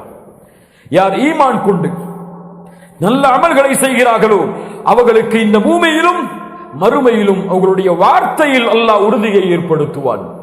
பூமியில் எப்படி அல்லாஹ் உறுதி ஏற்படுத்துவான்? வார்த்தைகளில். மறுமையில் எப்படி அல்லாஹ் வார்த்தைகளில் உரிமை ஏற்படுத்துவான்?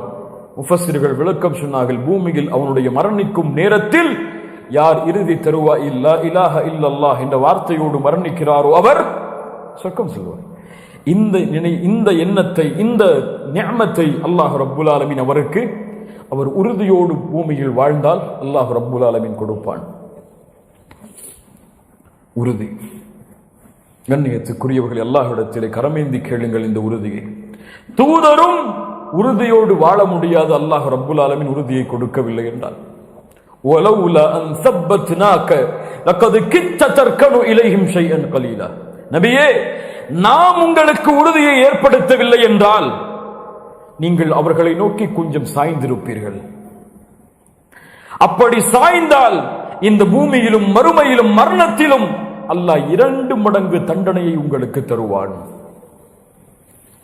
அதனால் தான் அல்லாஹ்வுடைய தூதர் ஸல்லல்லாஹு அலைஹி வஸல்லம் அதிகமாக பிரார்த்தனை செய்யக்கூடிய பிரார்த்தனைகளில் ஒன்று, யா முகல்லிபல் குலூப் ஸர்ரிஃப் கல்பி அலா தீனிக் அலா தாஅத்திக். உள்ளங்களை புரட்டக்கூடியவனே, என்னுடைய உள்ளத்தை உன்னுடைய தீனை நோக்கி நீ திருப்புவாயாக, உனக்கு கட்டுப்படுவதில் நிலைபெறச் செய்வாயாக என்று அல்லாஹ்வுடைய தூதர் ஸல்லல்லாஹு அலைஹி வஸல்லம் அவர்கள் பிரார்த்தனை செய்வார்கள். இறுதியாக இந்த கொள்கை உறுதியை, குணத்தின் உறுதியை பெற வேண்டும் என்றால் சில வழிமுறைகள். முதலாவது,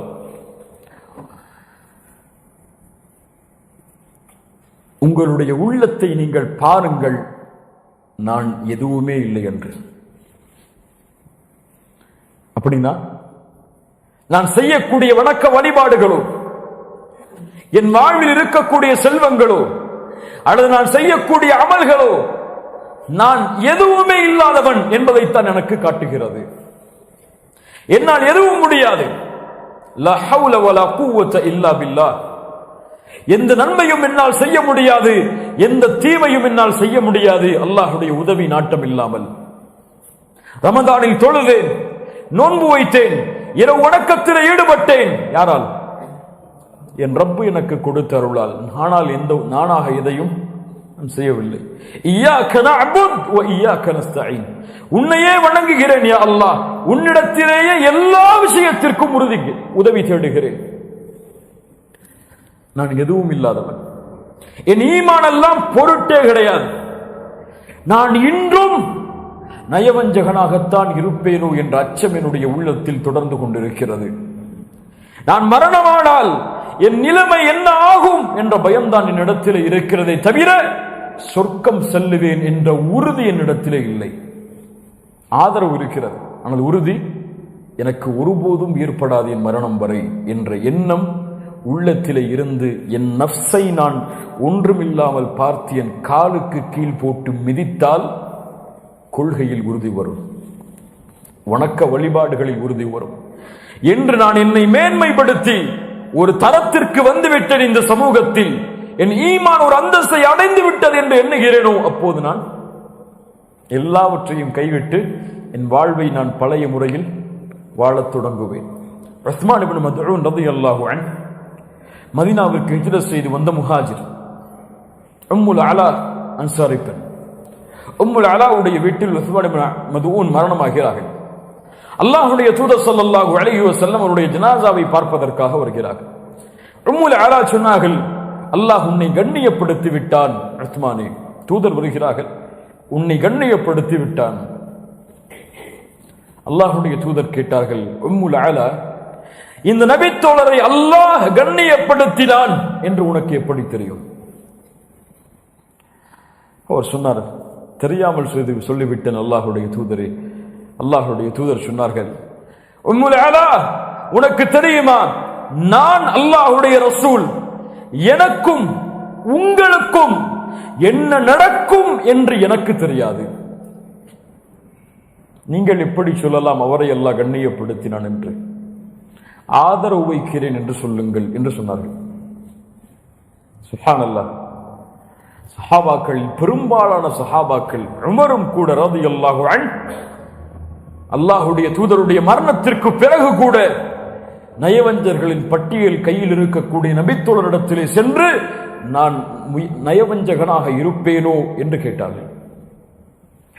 இரண்டாவது, வணக்க வழிபாட்டிலும் இன்னும் சில செயல்களிலும் நடுநிலையை, நேர்மையை கடைபிடியுங்கள். எல்லையை கடக்கவும் வேண்டாம், எல்லையை விட்டு விலகிவிடவும் வேண்டாம்.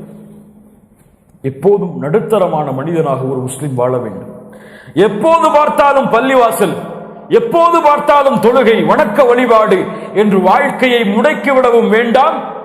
எப்போது பார்த்தாலும் தொழில், வருமானம், செல்வம் என்று குடும்பத்தார்களோடு ஓடிவிடவும் வேண்டாம், ஒதுங்கிவிடவும் வேண்டாம். இரண்டிலும் நடுநிலையை கடைபிடிக்க வேண்டும். ஒரு தொழுகையை சரியாக தொழக்கூடிய ஒரு முஸ்லிம், ஒரு முஃமின் தன்னுடைய வாழ்வில் செல்வந்தவனாகுவதற்கு தொழிலில் அவன் முயற்சி செய்தால் முயற்சி செய்யட்டும், கோடிகளை அவன் சம்பாதிக்கட்டும், தவறில்லை, ஹலாலான முறையில்.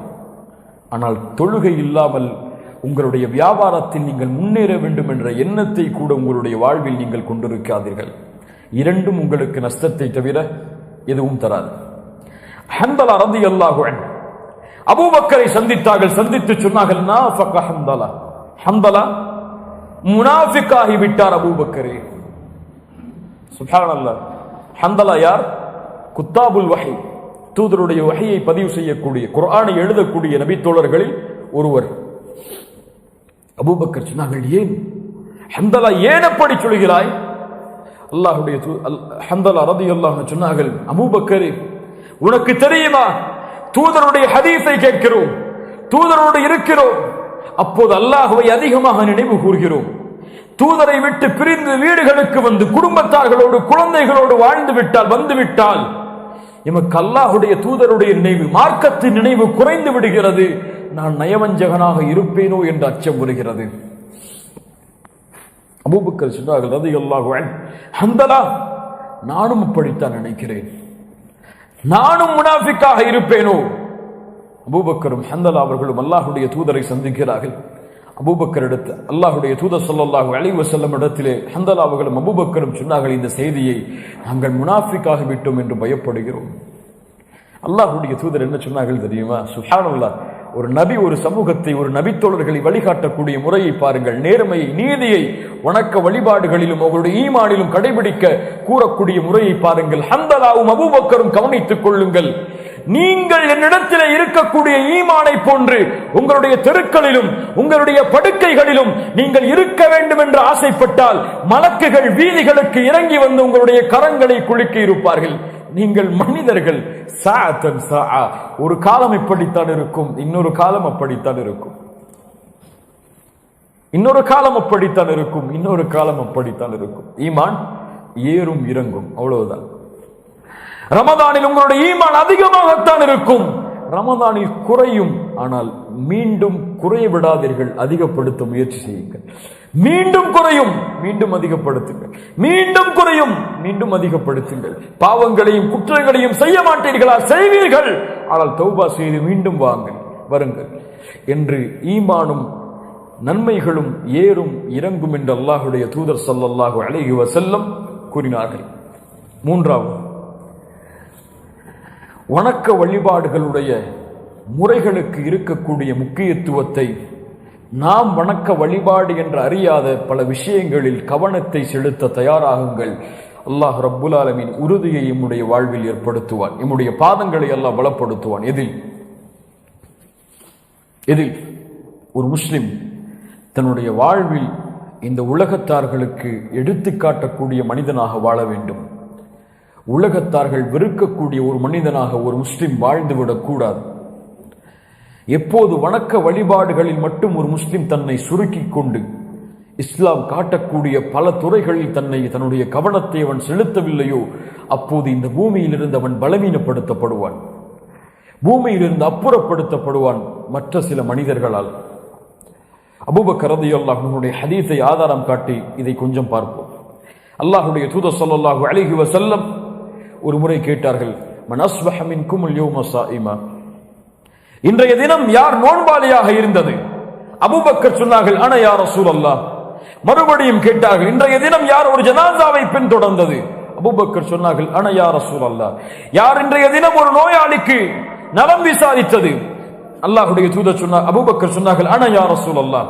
அல்லாஹ்வுடைய தூதர் கேட்டார்கள், இன்றைய தினம் யார் ஒரு ஏழைக்கு உணவளித்தது? அபூபக்கர் சொன்னார்கள், அன யா ரசூலல்லாஹ். இங்க ஒரு விஷயத்துல தான் நம்ம நினைக்கக்கூடிய வணக்க வழிபாடு வருது. மீதி மூணு விஷயமும் நம்ம அதை வணக்க வழிபாடுன்னு நினைக்கவே இல்லை. அப்படியா இல்லையா? என்ன ஒரு விஷயம்? நோன்பு. அபூபக்கர் ரலியல்லாஹு அன்ஹு ஒரே தினத்தில் நோன்பு வைத்தார்கள், ஒரே தினத்தில் ஜனாசாவை பின்தொடர்ந்தார்கள், ஒரே தினத்தில் ஒரு ஏழைக்கு உணவளித்தார்கள், ஒரே தினத்தில் ஒரு நோயாளியை நலம் விசாரித்தார்கள். அல்லாஹ்வுடைய தூதர் சொன்னார்கள், சொர்க்கவாதிக்குரிய எல்லா தன்மையும் ஒன்று சேர்ந்து இருக்கிறது உம்மிடத்தில். சுப்ஹானல்லாஹ். அபூபக்கர் ரலியல்லாஹு அன்ஹு, இந்த தன்மைதான் தூதர் ஒரு சமூகத்தை உருவாக்கிய தன்மை. ஒரு முஸ்லிம் எல்லா துறைகளிலும் கொடிகட்டி பறக்க வேண்டும். கல்வியிலா முதல் தரத்திற்கு அவர் முயற்சி செய்ய வேண்டும், தொழிலிலா முதல் தரத்திற்கு அவர் முயற்சி செய்ய வேண்டும், குணத்திலா முதல் தரத்திற்கு முயற்சி செய்ய வேண்டும், உலகத்தில் மனிதநேய செயல்பாடுகளா முதல் தரத்திற்கு அவன் முயற்சி செய்ய வேண்டும். என எல்லா துறைகளிலும் அவன் முயற்சி செய்ய வேண்டும். தூதர் காட்டிய வழிமுறைகளுடைய எல்லா அம்சங்களையும் வாழ்க்கையில் செயல்படுத்த அவன் தயாராக வேண்டும். ஒரு முஸ்லிம் சோம்பேறியாக இருக்க மாட்டான். ஒரு முஸ்லிம் சோம்பலை தன்னுடைய உடலிலும் அழகிலும் வெளிப்படுத்த மாட்டான். அப்படியே இல்லையா? அல்லாஹ்வுடைய தூதருக்கு முன்னால் பரட்டை தலையோடு வந்தால் தூதர் விரும்புவார்களா? என்ன சொல்வார்கள்? எண்ணெய் சீவி தலையை சீவி விட்டு வா என்று கட்டளையிடுவார்கள். சுப்ஹானல்லாஹ். தூதர் ஸல்லல்லாஹு அலைஹி வஸல்லம் குதிரை ஏறி விளையாடுவதை அனுமதித்தார்கள். குதிரை ஓட்டுவதற்கு பழக்கப்படுத்துமாறு கட்டளையிட்டார்கள். நீச்சலுக்கு அல்லாஹ்வுடைய மார்க்கத்தில் அனுமதி இருக்கிறது. உடலை திரகாத்திரமாக வைப்பதற்கு அல்லாஹ்வுடைய மார்க்கத்தில் அனுமதி இருக்கிறது. இன்று ஆரோக்கியம் அந்த பகுதியெல்லாம் மார்க்கத்தில் கடைபிடிக்கப்படுவது கிடையாது. விளையாட்டுகள் இந்த பகுதியெல்லாம் மார்க்கத்தில் சுன்னாவின் அடிப்படையில் கடைபிடிக்கப்படுவது கிடையாது. மனிதநேய செயல்பாடுகள் கடைபிடிக்கப்படுவது கிடையாது. முஸ்லிம் சமூகத்துடைய மனிதநேய செயல்பாடுகள் என்றால் கடைபிடிப்போம். பிற சமூகத்துடைய மனிதநேய செயல்பாடுகள் என்றால் இன்னும் முஸ்லிம் சமூகம் அதில் அதிகமான கவனத்தை செலுத்துவது கிடையாது. இல்ல மாஷா அல்லாஹ், அல்லாஹ் பாதுகாத்தவர்களை தவிர. இது போன்று கடமை என்று நாம் எண்ணக்கூடிய விஷயங்களை கவனம் செலுத்தி, கடமை என்று நாம் எண்ணாத விஷயங்களுக்கு மார்க்கம் அனுமதித்த முறையில் எம்மை வளர்த்துக் கொள்வது, இதுதான் முஸ்லிம் சமூகம் மேம்படுகிறது என்ற அர்த்தமாகும். எதுவும் தவறு கிடையாது. தீனில் ஹலாலான வழியில் அதை செயல்படுத்தும் போது அல்லாஹ் ரப்புல் ஆலமீன் புரியக்கூடிய ஆற்றலை, அறியக்கூடிய ஆற்றலை எமக்கு தருவானாக. இந்த செயல்பாடுகள் தான் எம்முடைய வாழ்விலும் எம்முடைய மரணத்திலும் இம்மையிலும் மறுமையிலும் ஒரு முஸ்லிம் சமூகத்தை பிரதிபலிக்க வைக்கும் முஸ்லிம் சமூகமாக. அல்லாஹ்வுடைய தூதர் ஸல்லல்லாஹு அலைஹி வஸல்லம் இது போன்ற சமூகத்தை தான் உருவாக்கினார்கள். தொழுகையில் மட்டும், துஆவில் மட்டும், குர்ஆனை ஓதுவதில் மட்டும், குர்ஆனை மனனம் செய்வதில் மட்டும், இன்னும் மார்க்கத்தில் உள்ள சில வணக்க வழிபாடுகளில் மட்டும் அல்லாஹ்வுடைய தூதர் ஸல்லல்லாஹு அலைஹி வஸல்லம் சமூகத்தை வளர்த்தெடுக்கவில்லை, வார்த்தெடுக்கவில்லை. எழுத்தாளர்களை அல்லாஹ்வுடைய தூதர் ஸல்லல்லாஹு அலைஹி வஸல்லம் உருவாக்கினார்கள். பந்தயம் செய்து வெற்றி பெறுபவர்களை அல்லாஹ்வுடைய தூதர் ஸல்லல்லாஹு அலைஹி வஸல்லம், குத்து சண்டையை சொல்றேன், செய்து வெற்றி பெறக்கூடிய சமூகத்தை, ஆரோக்கியமான சமூகத்தை அல்லாஹ்வுடைய தூதர் ஸல்லல்லாஹு அலைஹி வஸல்லம் உருவாக்கினார்கள். போரை வழிநடத்தக்கூடிய திறமையுடையவர்களை அல்லாஹ்வுடைய தூதர் ஸல்லல்லாஹு அலைஹி வஸல்லம் உருவாக்கினார்கள். பல மொழிகளை பேசக்கூடிய திறமையுடையவர்களை அல்லாஹ்வுடைய தூதர் ஸல்லல்லாஹு அலைஹி வஸல்லம் உருவாக்கினார்கள். குணங்களில் பிற சமூகத்திற்கு உதவி செய்யக்கூடிய சமூகத்தை, பிற சமூகத்தார்களுடைய மனிதாபிமான செயல்களில் பங்கு கொள்ளக்கூடிய மக்களாக அல்லாஹ்வுடைய தூதர் ஸல்லல்லாஹு அலைஹி வஸல்லம் உருவாக்கினார்கள். ஒரு காஃபிர், ஒரு யூதனின் ஜனாசாவிற்கு அல்லாஹ்வுடைய தூதர் எழுந்து நின்று சொன்னார்கள், அவரும் மனிதர் தான் என்று. இந்த பகுதிகள் எல்லாம் இஸ்லாமிய மார்க்கத்திலிருந்து மறைக்கப்பட்டு விட்டது. இதை வெளிப்படுத்த வேண்டிய காலம் நாம் இப்போது சந்திக்கின்ற இந்த காலம்.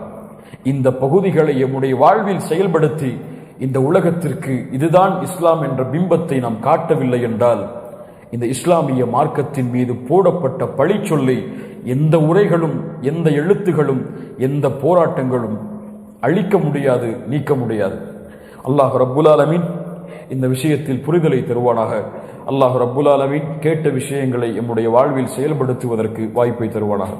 வெள்ளிக்கிழமையாக இருந்தாலும் இவ்வளவு சிரமம் எடுத்து இவ்வளவு மக்கள் இந்த நிகழ்ச்சிக்கு வருகை தந்ததற்கு அல்லாஹ் ரப்புல் ஆலமீன் உங்களுக்கு அல்லாஹ் விரும்புகின்ற கூலியை அவன் விரும்பக்கூடிய முறையில் உங்களுக்கு தருவானாக. அல்லாஹ்விற்காக உங்கள் எல்லோர்களையும் நேசிக்கிறேன். அல்லாஹ் ரப்புல் ஆலமீன் இந்த நேசத்தோடு இந்த அழைப்பு பணியில் நம்முடைய மரணம் வரை பயணிக்கக்கூடிய வாய்ப்பை அல்லாஹ் ரப்புல் ஆலமீன் எமக்கு தருவானாக. பாவங்களில் இருந்து அல்லாஹ் பாதுகாத்து வணக்க வழிபாடுகளிலும் மார்க்கம் காட்டக்கூடிய எல்லா முறைகளிலும் சரியான முஸ்லிம்களாக வாழ்ந்து மரணிப்பதற்கு அல்லாஹ் ரப்புல் ஆலமீன் எமக்கு உதவி செய்வானாக. அகூலு கௌலி ஹாதா அஸ்தக்ஃபிருல்லாஹ் லீ வலக்கும். அஸ்ஸலாமு அலைக்கும்.